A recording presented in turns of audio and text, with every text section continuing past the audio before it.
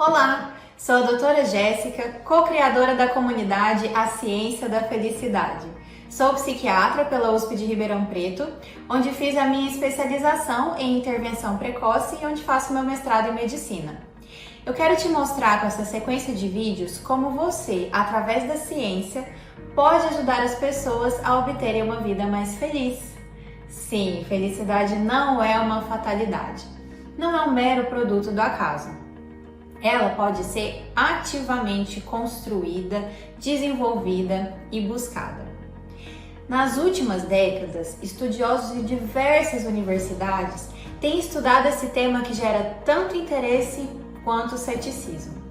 Ceticismo porque as pessoas pensam que esse assunto é aquilo sobre positividade tóxica, algo que eu e você já estamos cansados de ouvir. Como se fosse fácil ser feliz e a gente precisasse ignorar a realidade ou não ter problema algum para isso. Aquela famosa promessa de felicidade fácil, como se fosse o resultado de uma fórmula mágica. Não, a verdade é que os estudos nas últimas décadas têm comprovado que a felicidade é um resultado de um treino, de um aprendizado, e não simplesmente um resultado de circunstâncias externas favoráveis. Uma vida boa não necessariamente leva uma pessoa a ser feliz.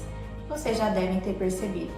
Da mesma forma, a felicidade não é tão estreitamente relacionada com algum traço de temperamento, como se a pessoa fosse predisposta a ser feliz, geneticamente. Não é tão simples assim. Um professor de Harvard, chamado Sean Arthur, observou seus alunos da psicologia por 12 anos. Ele queria entender o porquê os felizes eram felizes. E o resultado desse estudo está descrito no livro O Jeito Harvard de Ser Feliz.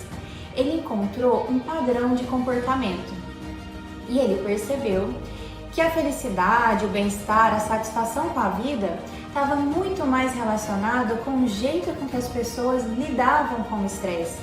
Estresse ao qual todos nós estamos submetidos. Também em Harvard tem sido conduzido um estudo ao longo dos últimos 80 anos. Lá atrás, quando o estudo começou, eles selecionaram um grupo de mais de 700 homens e foram acompanhando esses homens ao longo do tempo, porque eles queriam entender certas medidas de saúde. Fizeram questionários, entrevistas, entrevistaram o esposo, entrevistaram filhos, fizeram exames de sangue, exames de neuroimagem, tudo para entender como a saúde é moldada. E eles conseguiram encontrar fatores preditores de uma boa saúde e de felicidade na velhice. Vocês imaginam qual é? Não é dinheiro, não é fama e não é ausência de problemas. São bons relacionamentos. Relacionamentos íntimos, saudáveis, não perfeitos, sem briga, porque isso não existe. Mas relacionamentos em que as duas pessoas sentem que conseguem contar uma com a outra em momentos de dificuldade. As fontes de informação não param por aí. Na Holanda, um centro de estudos da Universidade Erasmo de Roterdã fomenta e cuida de um banco de dados sobre estudos mundiais em felicidade. World Database of Happiness conta com mais de 13 mil artigos publicados. Vocês imaginavam que chegava nessa extensão as pesquisas sobre felicidade? E eu comecei a procurar sobre esse assunto porque eu estava me sentindo frustrada no consultório. Não demorou muito para eu perceber que tratar uma depressão não necessariamente gerava felicidade. As pessoas podiam até ter seus sintomas melhorados, saírem da crise, mas depois de um tempo de tratamento, mesmo que a pessoa não preenchesse mais critério para depressão ou para um transtorno ansioso, ela ainda continuava insatisfeita, com um grande risco de voltar a ter depressão. Eu passei a me sentir muito frustrada, limitada e até desmotivada, porque eu sentia que o que eu fazia não era suficiente e eu queria fazer mais pelo paciente. Eu queria aprender novas formas de olhar para ele, o sofrimento dele, mas também para as capacidades que ele tinha de ser feliz e resistir aos problemas. Nós, da área psicólogos, psiquiatras, outros tipos de terapeuta, fomos tradicionalmente treinados para aliviar o sofrimento. Nós sabemos muito bem como conduzir um caso de traumas, crenças disfuncionais, fazer um diagnóstico de uma doença psiquiátrica, de um transtorno, medicalizar, mas sabemos muito pouco como desenvolver habilidades para ser feliz. Nós sabemos muito bem lidar com o sofrimento e isso é uma ferramenta válida dentro do consultório, mas muito limitada. Em alguns casos não é suficiente, mesmo naqueles casos dos pacientes que melhoram, ainda existe mais que pode ser feito. E com essa sequência de aulas eu quero te mostrar mais uma ferramenta que você pode utilizar no seu consultório para se diferenciar dos outros profissionais. Eu tenho certeza que eu estou enfrentando algumas resistências aí dentro de você. Eu não quero que você seja aquele tipo de profissional que às vezes os pacientes comentam: doutora, eu não volto mais naquele psiquiatra ou naquele psicólogo. Parece que eu saí pior do que eu entrei. A pessoa ficava tão preocupada em focar nos acontecimentos difíceis ou ruins que eu já tinha passado, que a gente não conseguia falar sobre qualquer outra coisa e eu me sentia pior. Em um desses estudos que eu fiz, eu encontrei um artigo que foi publicado agora, recentemente, em novembro de 2020, num periódico que chama Frontiers of Psychology. Esse estudo avaliou 60 artigos que testaram mais de 180 técnicas que aumentaram a felicidade das pessoas. Vocês imaginavam que existem pesquisadores testando técnicas para aumentar a felicidade? Olha que interessante! E descobriram que 80% dessas técnicas aumentavam de fato a felicidade. As técnicas foram agrupadas em grupos, e aí tem o grupo do mindfulness, da meditação, da yoga, treino de pensamento positivo, treino da gratidão, treino da ternura, treino da consciência do humor, treino da consciência do estilo de vida. E olha quantas vezes a palavra treino aparece. E isso nos leva a pensar que a felicidade pode ser resultado de um treino, de um aprendizado. Mas como? Que técnicas aumentam a felicidade? Qual é o correlato? Qual é o mecanismo biológico envolvido nisso?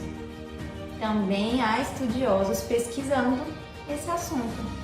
O porquê de certas técnicas serem capazes de aumentar o nível de bem-estar de uma pessoa. E a título de exemplo, eu vou citar um que saiu na revista Nature em 2017. A intenção era avaliar o efeito modulatório das técnicas, das intervenções que eu já vou explicar para vocês, na conectividade cerebral, em regiões muito importantes para a regulação emocional, no sistema de recompensa e no modo padrão de funcionamento do cérebro. Então os indivíduos, eles entravam numa sala, porque eles iam fazer um exame de ressonância nuclear magnética funcional, deitavam na maca e entravam na máquina. Assim que a máquina começasse a trabalhar e a captar as imagens do funcionamento cerebral, começava a tocar um áudio na sala, induzindo os participantes a meditarem. A intervenção durou 5 minutos. No primeiro minuto, todos eram induzidos a respirar profundamente e bem devagar para poderem se concentrar no momento presente. Feito isso, esse grupo de pacientes era dividido em 2 para fazer intervenções diferentes. Uma intervenção voltada para meditação guiada para gratidão. Então eles eram levados por essa voz, por esse áudio que estava tocando enquanto eles estavam sendo submetidos à ressonância, a lembrar da mãe ou de uma figura de apego, uma figura materna, algo que assim trouxesse um sentimento de amor, de gratidão muito grande. E durante 4 minutos eles eram levados a pensar sobre isso e a focar esse tema. Qual era o sentimento que tinham, se tinham gratidão, a focar naquilo e pensar por que eram gratos, o quanto eles admiravam essa pessoa, essa mulher, e o que eles gostariam de falar para ela, lembrar dos bons momentos. E depois de 4 minutos assim, o exame era encerrado. Por outro lado, o outro grupo de participantes, depois daquele primeiro minuto de meditação guiada para respiração, foi induzido a pensar em uma situação muito diferente. Eles foram induzidos a pensar em ressentimento, em raiva, em mágoa. Eles eram induzidos a lembrar de alguém de quem eles tinham muita raiva, contra quem eles tinham todos os motivos para não ser amigo e não ter uma boa relação. E lembrar dos conflitos que já tiveram, das brigas que já tiveram, do que eles gostariam de falar, e assim, isso durou 4 minutos, essa tortura.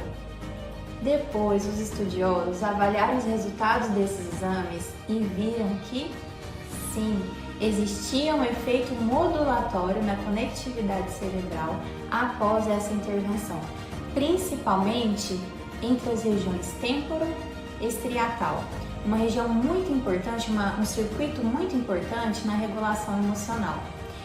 Essa conectividade era diminuída na meditação guiada para a gratidão. E isso teve até uma correlação com a frequência cardíaca naquele momento. A frequência cardíaca diminuía. Então, induzia um estado de relaxamento e existia, sim, uma alteração da função cerebral. Outro achado importante é a conectividade entre a amígdala, que é uma região cerebral, com o córtex pré-frontal dorso medial. Esse estudo é um exemplo de vários estudos sendo conduzidos nesse sentido. Vocês sabiam disso? Ou já passaram por alguma situação como eu e se sentiram frustrados no consultório? Me conta aqui. Até a próxima aula!